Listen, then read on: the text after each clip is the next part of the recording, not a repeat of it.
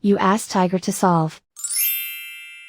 This deals with linear equations with one unknown. The final result is c equals 9. Let's solve it step by step. Simplify the expression. Expand the parentheses. Multiply the coefficients. Simplify the arithmetic. Group all c terms on the left side of the equation. Subtract 4c from both sides.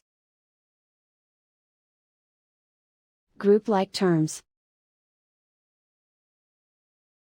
Simplify the arithmetic. Group like terms. Simplify the arithmetic. Group all constants on the right side of the equation. Subtract 21 from both sides. Simplify the arithmetic.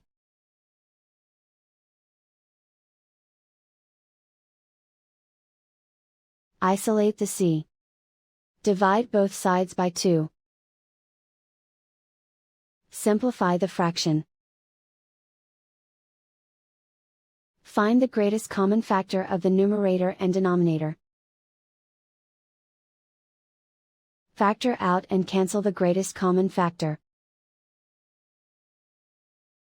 And so the final result is c equals 9.